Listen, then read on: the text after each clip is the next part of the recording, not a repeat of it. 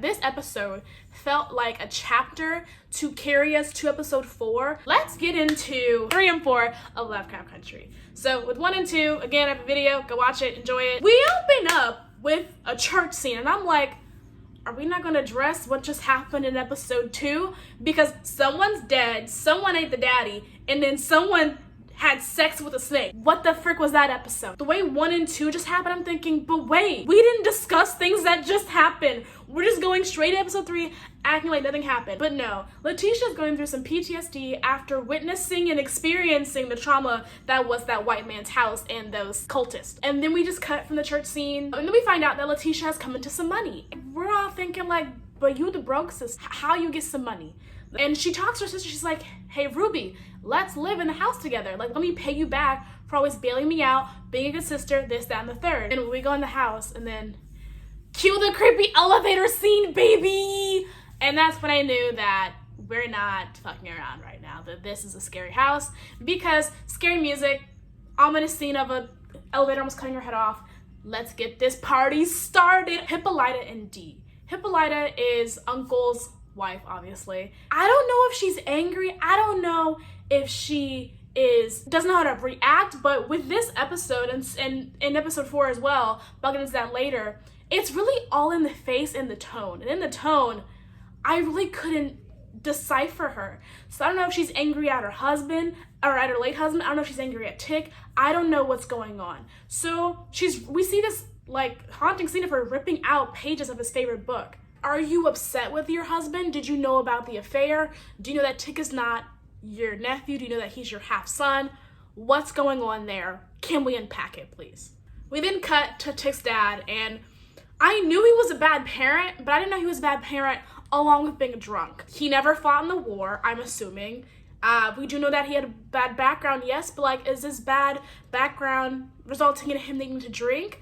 I feel like in this day and age, or not this day and age, I feel like in his time period, he wouldn't rely on the drink so much. I feel like he would be the type of man that's an upstanding black man who doesn't need anything to suppress his demons. I think he resorts to like putting that out on Tick. So him being drunk is kind of displacement for me, but we shall see what happens in episode 5 and 6. And I think this episode is really showing us that everyone is hurting. The trio, Uncle, Tick, and Letitia all are hurting physically because they went through a traumatic experience being in the house with Hitler's mistress and cute white boy that has his blue eyes, and then Adam, that they can't even talk about, because what can they even say?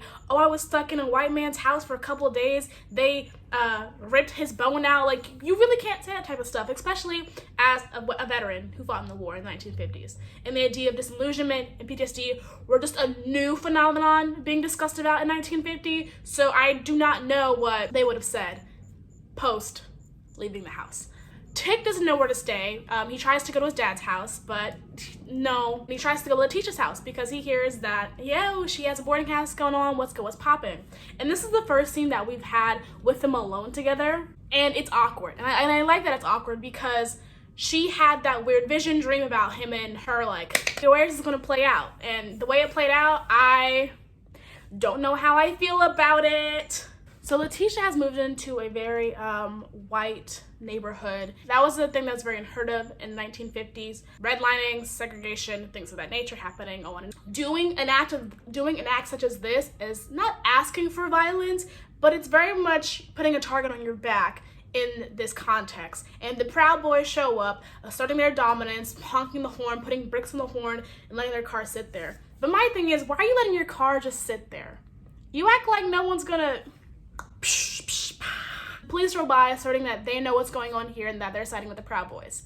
Letitia wakes up in the morning seeing this horrendous face that we learn later is one of the stolen people, abducted people Epstein has done experiments on. This episode felt like a chapter to carry us to episode 4. Nothing really happens except for character development and character entanglement. Letitia and Tick finally do the nasty in the house, which She said it was her first time. I don't believe her. Epstein was a scientist who was kidnapping Black people and doing experiments on.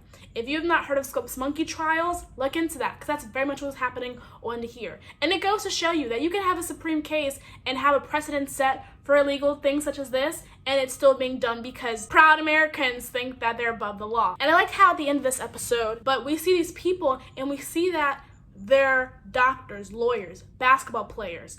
They're human beings. They were upstanding citizens working within the country. They weren't just random people on the side of the road. No. And then you see the mother, her breasts are just cut out, her stomach and her womb. It was just heart-wrenching and just deplorable that this thing actually happened, and they're not likely documented because who wants to document their grotesque experimentations on Black people? Because it just goes to show, it was just, yes, this show really handles the blending of racism and horror together, but I'm not glad we get to see it. I appreciated it that it was in the show and we got to recognize it, and it was also the haunting of the house that gets us to episode 4.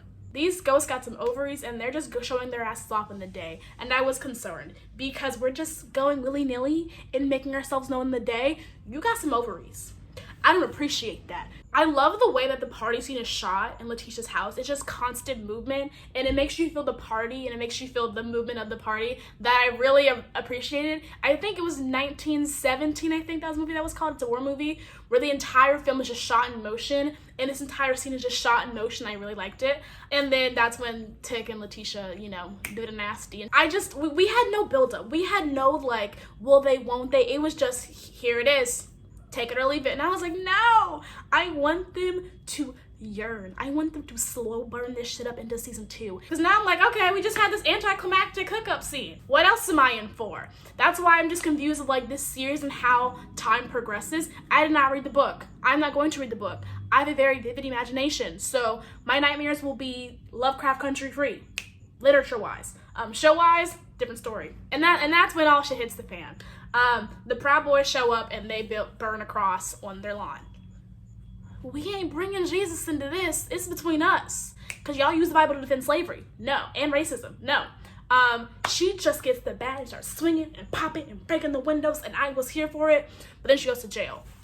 And that's when we get this like hinting that the police officer knows what's popping about the house. The little spooky thing going on. That's when Letitia knows that she needs to research about the house and the missing. And then we close the episode with Christina, Hitler's mistress. That's what I'm calling her. Get used to the fact. Hitler's mistress is the one that bought the house, and she wants to buy it back from Letitia. We don't know why until episode 5. Let's get into it. So as I said in episode 3, that Daddy is drinking a lot and he has demons to hide. I'm not too sure what those demons are. He does mention that the book should have been burned, yada yada, but that's just here nor there. It's a tool that will help us later. That's what the manual that he's memorized is literally for this entire episode. With this episode, I was still concerned about how this show is edited because I was just so confused. But after this episode, I was like, okay, it's stringing along almost seamlessly, but it's just a little choppy. Maybe we can just not condense it. Maybe we can just like stitch up some loose scenes and like make it seamless, but here nor there. Maybe I should read the book, but I'm probably not. We are finally exploring the character of Hitler's mistress in the sense that we know what she wants, we need to figure out what she needs, and what is this all building up to in episode 10 that will come out in like a couple weeks. We're still not sure. But we do know what she wants in this episode. She wants to get this like astrolab astrology machine to help her figure out Adam's writings because she wants to fit into this cult society that's very testosterone. She wants to put some estrogen up in this bitch and make it poppin'. Need to figure out what she needs this astrolab for, but she doesn't get her hands on it. The house is protected by magic, and if you remember the sign, the symbols from episode 1, you see familiar signs and symbols on the house in episode 3 because it's protecting Letitia and the people living there. So I was concerned. I was like, wait, has the sons of Adam touched this house yet? Or did they need someone to touch it first before they go in there to see if there were any booby traps in the house? But I guess we learned that in episode 3 because of the ghost. And then we find out that the sheriff also wants to be a son of Adam. What the hell?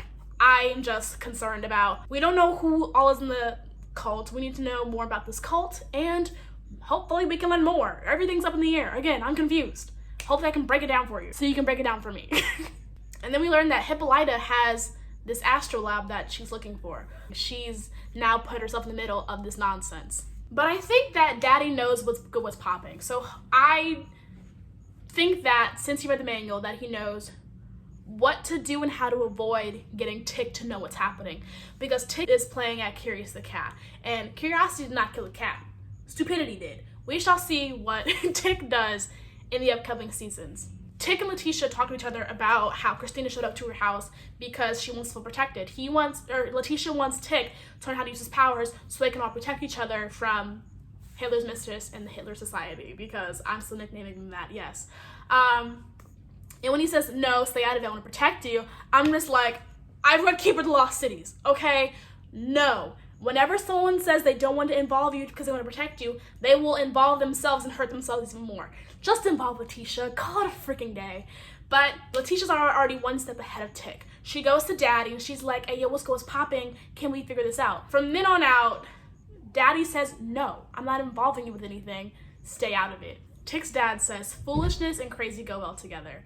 And I'm just like, okay, Anne, have you met a Capricorn recently? Let's go with Papa sis. So Tick's dad mentions that we're setting up a game that we don't know how to play. And that's a really good analogy for the 1950s in America to begin with, because white folks built this whole establishment that we had to learn ourselves and had to have this curve of 400 years ahead of time and make that curve into 60 years. And that's what we are at now. And I like that Tick's dad is very intuitive about that. They're smart black men. They ain't stupid. They know what's up. They're not playing Boo Boo the Fool. They're just playing stupid and foolishness and crazy. But when you know the game and the ins and outs, hopefully they can get the Sons of Adam on their toes and just take them in their grasp. We shall see what happens. We get this scene with, so at the end of this episode, Ruby and the Aryan boy, he and Ruby do the nasty, right?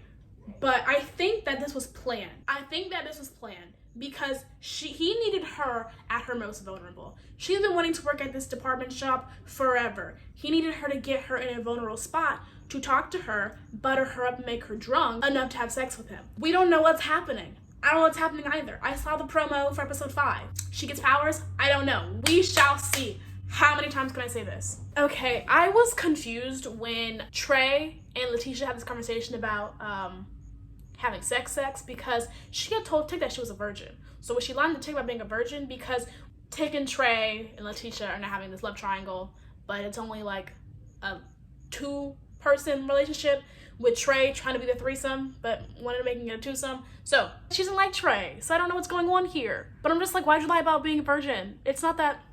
You do you, sis. This episode was Journey to the Center of the Earth type shit, and I liked it. I liked the ebbs and flows of the challenges, the struggles, the conquering, and then triumphs of this episode, trying to get to the treasure box and the center of the earth. I like how the show is very aware of itself, but again, I didn't read the book, so I don't know if they're being aware of itself because of the movie or in lieu of this book being written, inspired by the book Journey to the Center of the Earth or Gulliver's Travels. I'm not sure. And then we get this quote from Tick's dad. Same way I know anything. I read a damn book. I like that scene. It was cute. I liked it. Oh, by the way, I hate Ruby. I think Ruby is either a Gemini or a Scorpio because it's just her nasty attitude. That's either a Gemini, a Scorpio, or Virgo. Again, I said it in my first video with Lovecraft Country. If you have not seen Zombieland, go watch it. It teaches you some very good survival skills in lieu of a zombie apocalypse. And also, just don't be a fucking hero. Tick always wants to save somebody. I'm like, no. We are our own heroes in our own story. Worry about yourself and then worry about Letitia second. So I was just, but no, it's not even a but. Worry about yourself. She dies, oh well, wasn't meant to be. So after this like journey to this other type of scene, we finally get to the pages of Adam. The spirit tells them, I'm not giving you the pages because I'm here to protect the pages, this, that, and the third, yada, yada. I can't trust you. And at this point, the water is just getting up to the top, like it's just all over them. And this cave looks a little too familiar. If you've watched the ending of episode 2, it's just this cave of like bodies and bodies and bodies. And I was like, what is this significance for? This cave is leading to Baltimore. They could have just gone down to the cave and gone to Baltimore if she had known. But she didn't. So I don't know where this season is going because the way that episode 5 ends is with Dad cutting the spirit's neck. So where does that leave us with episode 5 and 6? I don't know. I am just reacting to this episode. I am just trying to break down what I'm seeing right now, and I am confusion. I do not know what's happening with Ruby. I think that Aryan Boy is using her to get at Letitia. I think that Daddy is trying to solve everything, but it's only going to bite him in the ass later. I think he wants to protect his son from making a mistake that he probably had did. I don't know. Or keeping a promise to his brother. I'm not sure. Letitia is playing at the Ouroboros, or playing at being a two-faced bitch. So, I shall see what she is like in episode 5 and 6. Tick wants to be a hero. Tick wants to redeem himself from what I think happened in Korea, but I could be mistaken, because again, we're still not sure what's happening in Korea. He's very curious. We cannot be curious in this show. I still need to figure out what Christina is planning. She has no stake in all of this. She wants to be a part of a legacy that never wanted her to be a part of that legacy. So, of course, I cannot talk about every little detail that happened in Lovecraft Country. If you have any theories, the comments are always open. Thank you so much for the support. Yeah. I'm gonna go cry now. But yes, I will see you in the next one.